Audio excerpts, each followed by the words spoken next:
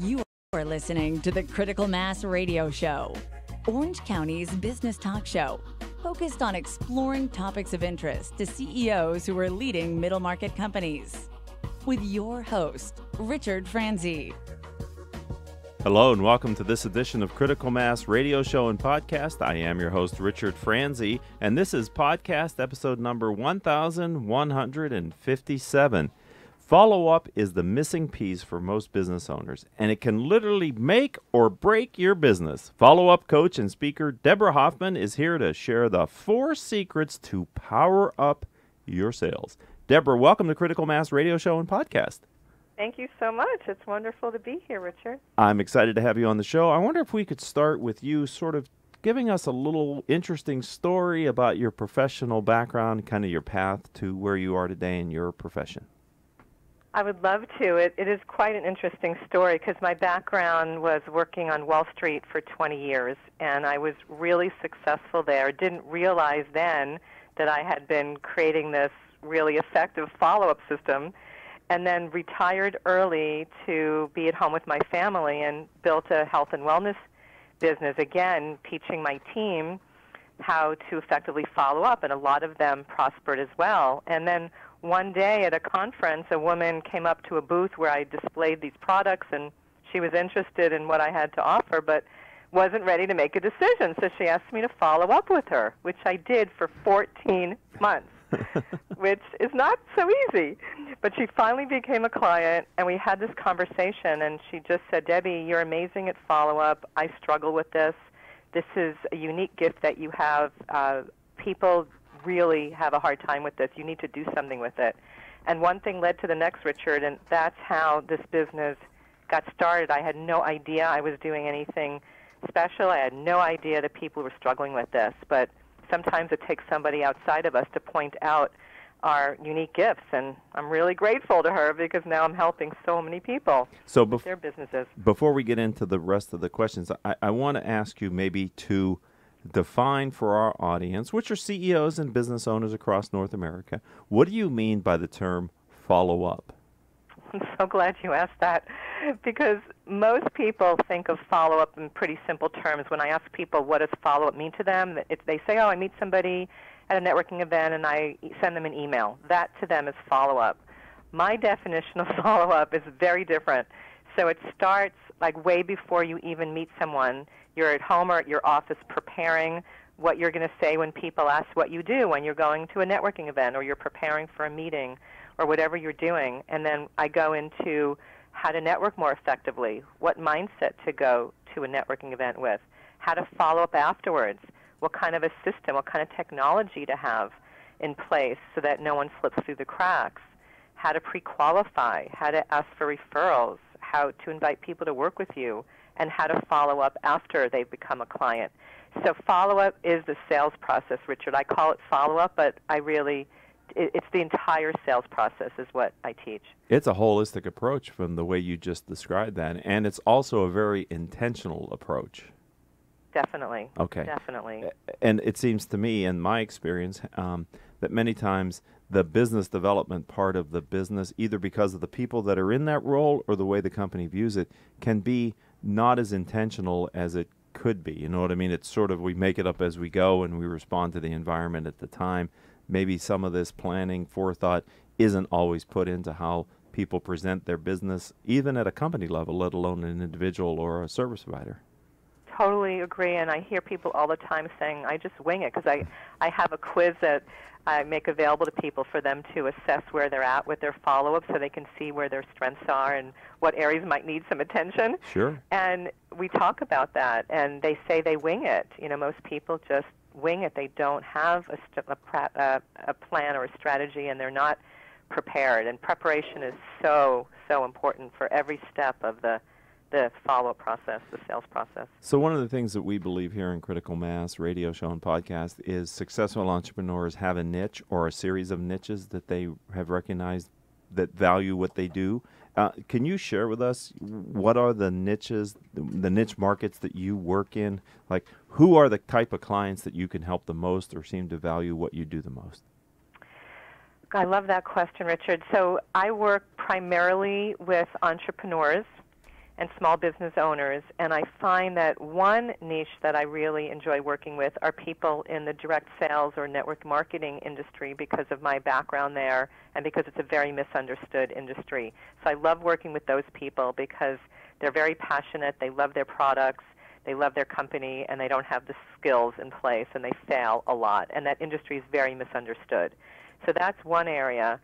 The other area I focus on are people who've left corporate, and they're really smart, savvy people. They have resources to invest. They're new at being an entrepreneur, and they're really committed to being a success as an entrepreneur, and they're looking for support because they know they can't do it alone. So I love working with coaches. I love working with business consultants. I have some business consultants I'm working with who I love working with because they're really smart people, and they want to take action. So the psychographic is really the key. Is that these are people who they're smart. They're committed to taking their business to the next level, or to even start a business and be successful at it.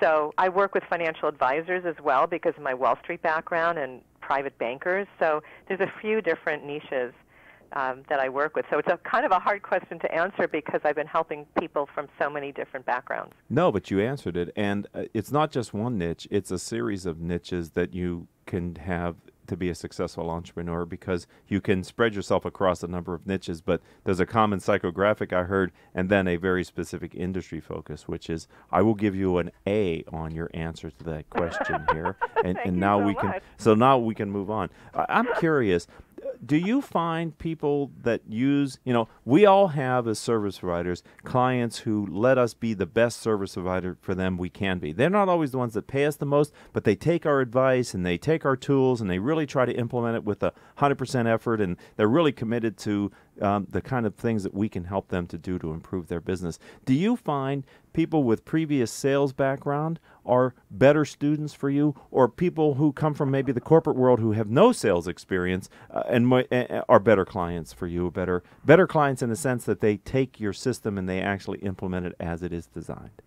That's such a great question, and it makes me realize I forgot one of the psychographics, and that's that they're coachable.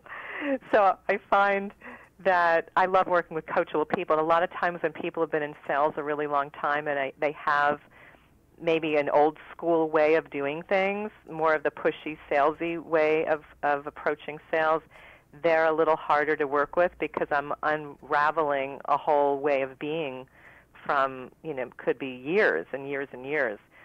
So I never even thought of it this way, but it's the people who are that are newer in the sales arena or uncomfortable with sales, and they love my approach to making it all about them and making it all about serving other people's needs and coming from that place of wanting to make a difference so that they're more comfortable with the whole sales process. Because most people have this issue about not wanting to be salesy or pushy. And I coach my clients in my system so that they never feel salesy or pushy again. So I think it's really more the people who have not had a lot of sales experience, or the ones that who are very coachable, and they're seeing what they're doing is not working, and they're open for a new way of approaching their business.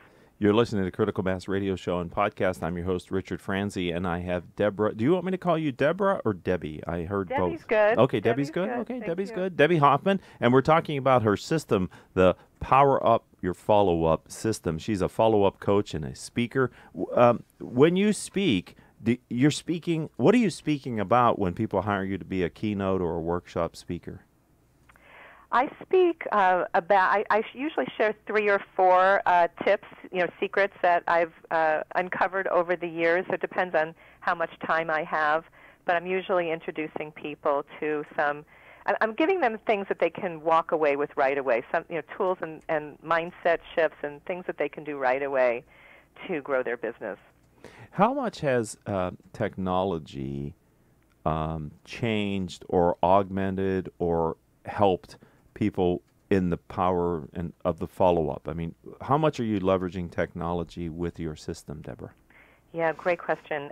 In a major way, because these days people are telling me, and it's astonishing to me. Whenever I speak, I always talk about the technology, and it's called a CRM, a Customer Relationship Management System. That's the technology to keep track of all your contacts and when the next follow-up should be happening. And whenever I ask people to raise their hand if they're using it, using a CRM, very, very, very few people raise their hand, which is amazing to me in this age of technology. But people are either afraid of it, they think it's going to be too overwhelming, they're not going to be able to do it. But it is critical, because people who have notebooks or pieces of paper or like sticky pet notes or business cards piling up, they're not able to find their contacts information quickly enough, and they're really disorganized. And they're telling me that potential clients are slipping through the cracks. They know it. And so the technology is critical, and it makes the whole process so much easier, because there's no way to keep track of all this information in your head. And the more people you're following up with, the more people there are to keep track of. And you've got to have it. You've got to have one place to have all of the information on your contacts, all the email templates, all the reminders. Everything's got to be in one place to really maximize your time and to be more efficient and more effective. Debbie, I lead mastermind groups here in Southern California for business owners and top executives, and I had a speaker come in last week to speak to one of my groups, and he shared with, and he's a marketing branding person, and the latest research is that many prospects need between 7 and 12 touches before they engage with you, and the research shows that most people stop after 4. Yeah, I share these statistics all the time. That's why I'm laughing. It actually takes 5 minimum contacts before the average person says yes to working with you. And then the numbers vary. Some experts say 8 to 15. That's the range. Okay. But only 8% of entrepreneurs make that critical 5th contact. So that means 92% of us are stopping short of where the business starts to happen. And so when you understand that as a marketer or a salesperson, this idea of chasing a prospect or being too salesy, you're actually only trying to help them, and they're very busy and other focused. We're not that important to them yet. It's understandable that it takes multiple contacts before, and multimodal contacts, before you get on their radar screen where they go, okay, you're pretty persistent. I guess I should talk with you about whatever it is you believe I should talk to you about. Exactly. That's exactly what I teach my clients. Really? Well said, Richard. Wow. Man. And I haven't even been in her class yet, ladies and gentlemen. I've just been to her website and watched some videos and picked this up on my own. So obviously, just being around you through osmosis, things can get shared, Debbie. I appreciate it. Good for you. That was awesome. It's so true. And it's a mindset shift. And my feeling is that we all have a gift, Richard. We all have something that can make a huge difference in the world. And the only way people are going to know about it is if we follow up. And if we don't, I really believe we're doing people a disservice, because they need what we have. And if we don't follow up, they could continue to suffer or struggle with that issue. So it's a responsibility. I take this very seriously. And I'm glad you do, because I think a lot of people that chatter in their own head gets in the way of connecting with prospects. They create the friction and the tension. The client, the prospect's not doing that. They're just feeling like, this is the 7th time I've sent them an email or called them or whatever, and boy, I think I'm probably just going to bother them too much. I shouldn't do this anymore. It's the stories. You hit the nail on the head. People tell themselves these stories, and they convince themselves not to call. And I can't tell you how many times people have thanked me for being so persistent and not giving up and following up with them. Right. I had 2 women early in the year that asked me to follow up with them when I was doing my next mastery program, because the timing wasn't right for them. I called one of them 5 times, one of them 9 times. They both thanked me. They both joined the program, and they were both thrilled. And thanked me for not giving up on them. It wasn't that they didn't have interest. It was that they were busy. Like you said, people have other priorities, and your priority is not necessarily their priority. So if you believe, entrepreneur, that your service or product is really going to help the prospect, you're there to help them, it's sort of like, wouldn't you do the same thing for a friend? If you actually thought you could help your friend, wouldn't you be persistent in trying to get their attention? In some ways, I think that's what people need to do when they make that phone call, because before you pick up the call, you have to have the right frame of mind, right, Debbie? I mean, if you call them thinking, oh, this is a burden, they're not going to answer anyway, and then they pick up the phone and they answer, you're not in the right state to be the most convincing person you could be. Exactly. We have to believe in what we offer, that we know that we know that we know that we provide value. And when we come from that place, we become magnetic, and people, we put out that energy, and people are attracted to us and want to know how we can help them. Okay. That's the way it works. I got to go back. Give me the no's again. We know that go back. We know that we know that we know that we provide value. So there's 3 no's in there, and that's probably an affirmation that people could do in the mirror or something. I don't know. I'm not trying to take your system away from you, but it just seems like to me people have to believe this into their DNA. Exactly. And want to help. Because if you don't believe in yourself energetically, people are going to pick up on it. It's very subtle but very powerful. Like, we can't hide. We can't hide what's going on inside because it's transmitted energetically. Did you know this back when you had your successful Wall Street career, or are these terms and words things that you've uncovered since you moved to California? Oh my God, that's a great question. I think the latter. These are things that I came to understand later. It was just who I was being back then, but when I started to analyze it and pick it apart and do my what do you call that? Not due diligence. It's the reverse engineering, sort of. Sure. I kind of reverse engineered what I was doing, and that this is what I uncovered and discovered. So I'm going to ask you about unintended consequences. My latest book is on unintended consequences of business decisions. Was there ever a time, Debbie, in your life where you had this plan and you went and took the actions and the outcomes were significantly different than what you had expected, intended, or anticipated? And if so, would you share that experience with our audience today here on Critical Mass Radio Show and Podcast? Of course. And are you referring to unintended, meaning like things went better than you thought or worse than you thought? Either one, because they're both unintended consequences. Okay. All right. Well, when I was kicking and screaming when this client, who turned into a friend, shared with me that I needed to I needed to teach people follow-up, because seriously, I thought she was crazy. Like, I just didn't have a clue. And I had no idea. And so an unintended consequence was she invited me to come to this event, and the woman running it asked us all to make an easy-to-say yes to offer something that we do for $97. So I asked her, what should I offer? And she said, offer a 5-week teleseminar. That's what we called them back then, right? And I was like, I don't have a 5-week teleseminar. And she said, just offer it. And I was like, okay, like it was a game, right? So I stood up. I was one of the first people, like always. I just take action, stood up, and offered my basic principles of follow-up, or whatever I called it. I don't even remember what I called it. And 2 people at the end of the weekend gave me their credit card. And I went, oh, my God. So I called my husband, and I said, we need to create a 5-week teleseminar, because I have 2 people who just paid for this program that doesn't exist. And so I decided I might as well invite other people, and I doubled the price to $197, and I had 22 people in that first program. So that was not what I expected. Like, I had no idea that was going to happen.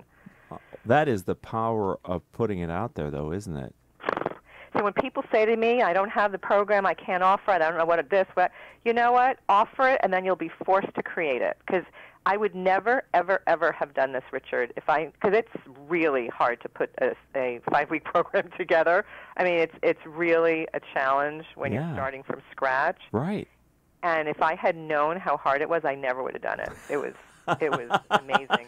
But now, years later, I've improved it. It's now 7 weeks. It's a webinar format. I do Zoom coaching calls. Like, everything's so different now. Right. But it was not what I had expected, and that is how my business just took off from there. It was crazy. Like, I had no clue what was going to happen. Well, it looks like I'm unfortunately almost out of time with you today here on Critical Mass Radio Show and Podcast. But if someone, and I hope they do, either listening to us live on OC Talk Radio or maybe as an iTunes podcast or iHeartRadio or one of the other platforms that we use, they say, I've got to get in touch with Debbie Hoffman. How do you suggest they do that online? Well, I have a free gift actually to offer to your listeners. Wow. That's a free guide. It's 4 secrets to power up your sales without being salesy. And you can go to powerupyourfollowup.com/free guide, FREEGUIDE.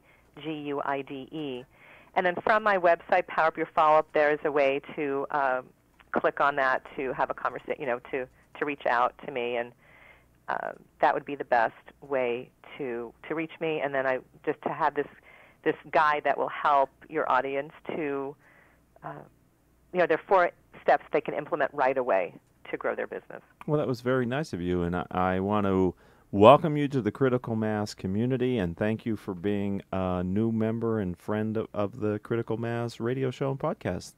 Well, thank you so much for having me. It's been my pleasure. I've enjoyed it. You are fun to talk to. Thank you for your time today. Thanks, you too. All right, have a good day. You too. All right, I'd like to thank our engineer as well, Mr. Paul Roberts, without whom we couldn't do this show. Well, that is actually our producers, because they are without whom we couldn't do this show. Joan Park, Crystal Nunley, and Haley Stern. If you'd like to connect with me, let's do it on LinkedIn. I'm Richard Franzi, spelled Franzi. And until our next show, I hope all of your business decisions will move your company in a positive direction. You have been listening to Critical Mass Radio Show Business Talk Show, focused on exploring topics of interest to CEOs who are leading middle market companies. With your host, Richard Franzi.